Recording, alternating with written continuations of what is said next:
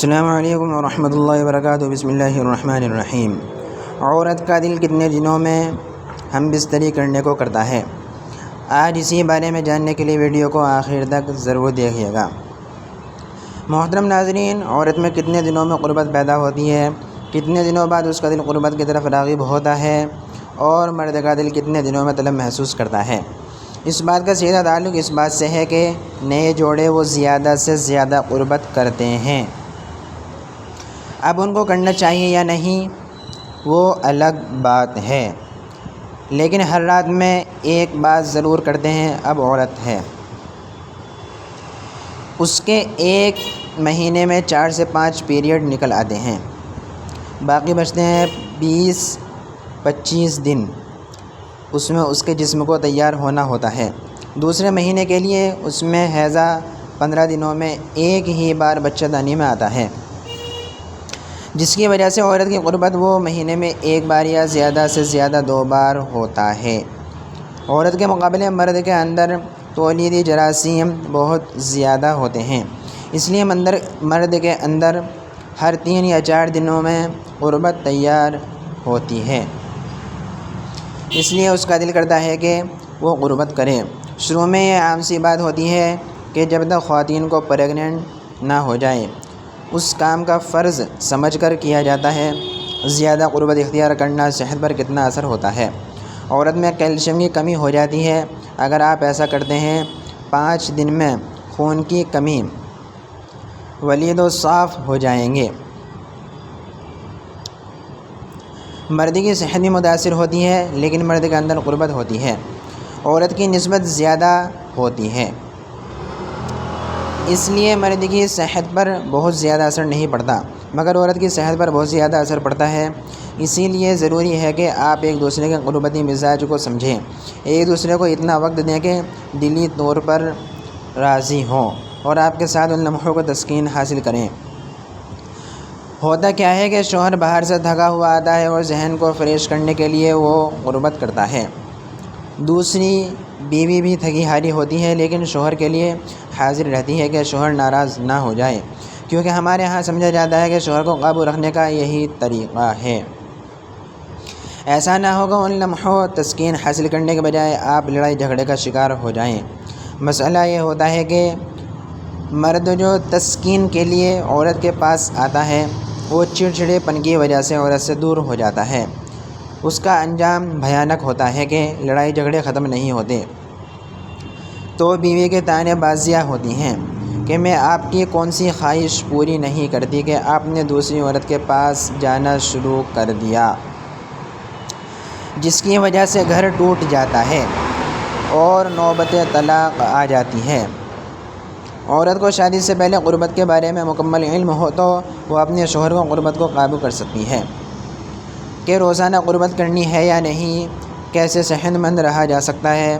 اس سے مراد یہ ہے کہ جس سے میاں بیوی آپس میں تعلق قائم کر کے ایک دوسرے سے مطمئن ہو جائیں۔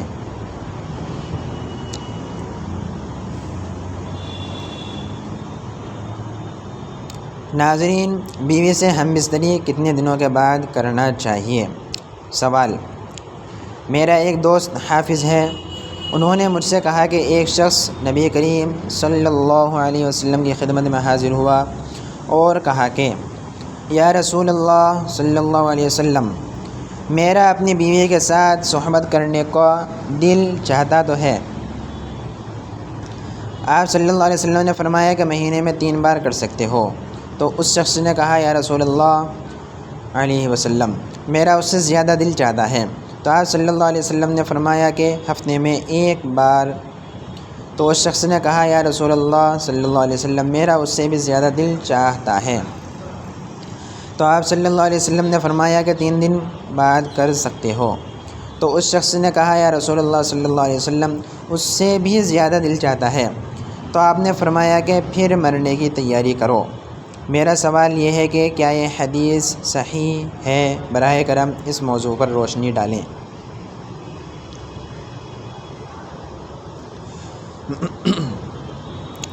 محترم ناظرین، شرعاً اس سلسلے میں دنوں کی کوئی تحدید نہیں ہوتی ہے۔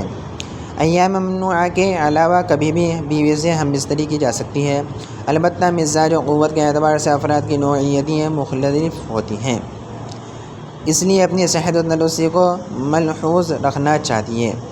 بسا اوقات کثرت جماع بہت سی بیماریوں کا سبب بن جاتا ہے، اور سوال میں جو حدیث لکھی گئی ہے وہ نہیں مل سکی۔ علماء کرام اس مسئلے کے بارے میں کہ جب عورت حیض سے فارغ ہو تو کیا خون بند ہوتے ہی ہم بستری کر سکتے ہیں یا غسل کرنا ضروری ہے، اس مسئلے کی مختلف صورتیں ہیں جو کہ درج ذیل ہیں۔ اگر حیض پورے 10 دن مکمل ہونے پر بند ہوا تو پاک ہوتے ہی صحبت کرنا جائز ہے، اگرچہ ابھی غسل نہ کیا ہو، البتہ مستحب یہ ہے کہ غسل کے بعد صحبت کی جائے۔